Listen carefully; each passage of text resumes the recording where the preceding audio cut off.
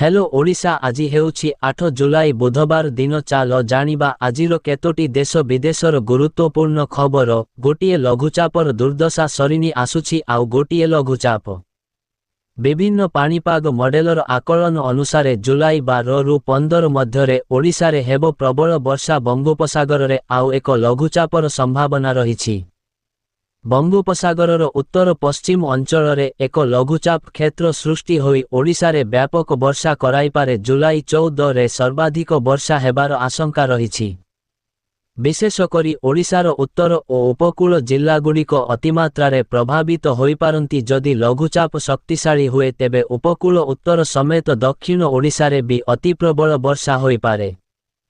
तेबे एनेई पाणीपाग विभाग पक्षरु एयाइन सतर्क कराଯାଇनथिले मध्य विभिन्न मॉडेलर आकलन एहिभଳି संकेत देउछि।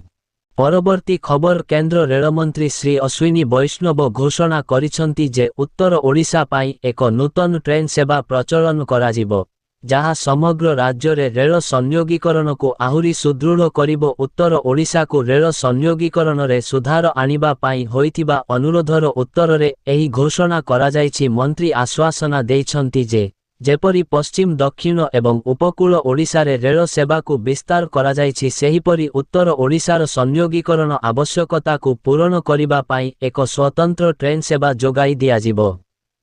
समग्र ओडिशा रे रेल नेटवर्कर क्रमागत संप्रसारण करिबा पाई सरकारक प्रतिबद्धता को श्री वैष्णव दोहराइछंती, जहा द्वारा प्रत्येक अंचल उन्नत संयोगीकरण एवं विकसित यात्री सेवार सुविधा पाई पारिबे।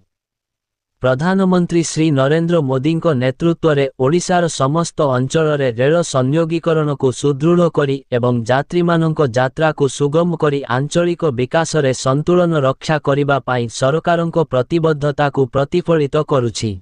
परवर्ती खबर बढ़ुछि हीराकुदर जलस्तर। उपरमुंडरे वर्षा और बन्या जल प्रवेश जोगु बढ़ुछि डैमर जलस्तर। आसंता 9 रे छड़ाजिबो प्रथम बन्या जल। सकाळ 9टा सुधा हीराकुद जलभंडारर जलस्तर 606.12 फुट रे पहुंचिछि।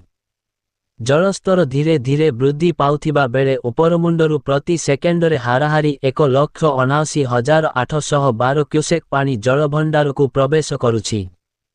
सेहिपरि प्रति सेकेंडरे हाराहारी 19,898 क्यूसेक पानी जलभंडाररु निष्कासन करा जाउछि।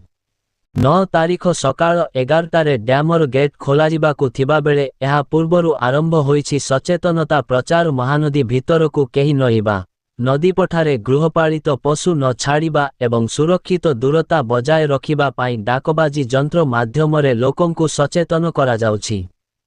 बुर्ला हीराकुद संबलपुर समेत तळमुंड अंचल प्रचार गाड़ी बुली लोकंकु सतर्क करुछि।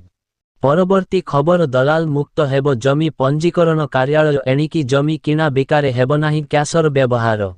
राज्य रे समस्त जमी किना बिका हेबो संपूर्ण कैशलेस। गोटिए भी पैसा कैश ट्रांजैक्शन हेबो नाही बोली सूचना देइछंती राजस्व मंत्री सुरेश पुजारी। से आहुरी मध्य कहिछंती जे एणिकी राज्य रे जमी किना बिका हेबो संपूर्ण कैशलेस। गोटिए पैसा भी कैश रे ट्रांजैक्शन हेबो नाही। पूर्वरु 15,000 जाए कैश कारोबार हेउथिला। जमी पंजीकरण कार्यालय को दलाल मुक्त करिबाकु एभली निष्पत्ति निया जाइछि। जदिओ केही नियम को उल्लंघन करुथिबार नजर आसंती तेबे सेमानंक विरोधरे कठोर कार्यानुष्ठान नियाजिबो। सेहिपरि आउ बारंबार रजिस्ट्रेशन ऑफिस को आसिबाकु पड़िबनी। केवल जमी मालिक चिन्हट पाई जिबाकु हेबो। रजिस्ट्रेशन परे दलिल मध्य ऑनलाइन रे पाइबे। एनेई राजस्व विभाग पक्षरु खूब शीघ्र एसओपी जारी हेबो। एहासह राजस्व अधिकारी को स्वतंत्र ट्रेनिंग मध्य दियाजिबो। परवर्ती खबर भारतीय बजार रे सुना और रूपा दर रे लगातार द्वितीय दिन पाई बड़ धरणर ह्रास देखिबाकु मिलिछि।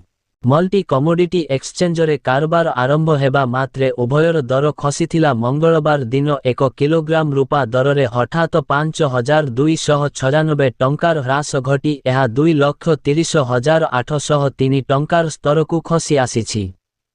शुक्रवार दिन रूपा दर 2,37,410 टंका थिला। गत 2 दिन भितरे रूपा मोट 6,607 टंका सस्ता होइछि। चलित वर्ष आरंभ रे रूपा दर 4 लाख टंकार ऐतिहासिक स्तर को छुईथिला। तेबे वर्तमानर दर एहार लाइफ टाइम हाई ठारू प्राय अधा रहिछि। ମଙ୍ଗଳବାର ଦିନ 24 କ୍ୟାରେଟ୍ ସୁନା ଦର 1566 ଟଙ୍କା ହ୍ରାସ ପାଇ 1,45,351 ଟଙ୍କା ପ୍ରତି 10 ଗ୍ରାମରେ ପହଞ୍ଚିଛି। ଗତ ଶୁକ୍ରବାର ସୁନା ଦର 1,47,378 ଟଙ୍କା ଥିଲା। ଏହି ସପ୍ତାହରେ ସୁନା ମୋଟ 2,027 ଟଙ୍କା ଶସ୍ତା ହୋଇଛି। ଜାନୁଆରୀ ମାସରେ ସୁନା ଦର ପ୍ରଥମ ଥର ପାଇଁ 2 ଲକ୍ଷ ଟଙ୍କା ଅତିକ୍ରମ କରିଥିଲା, ଯାହାକି ବର୍ତ୍ତମାନର ଦରଠାରୁ ବହୁତ ଅଧିକ। ଆପଣମାନେ ଭିଡିଓଟିକୁ ସମ୍ପୂର୍ଣ୍ଣ ଦେଖିଥିବାରୁ ବହୁତ ବହୁତ ଧନ୍ୟବାଦ।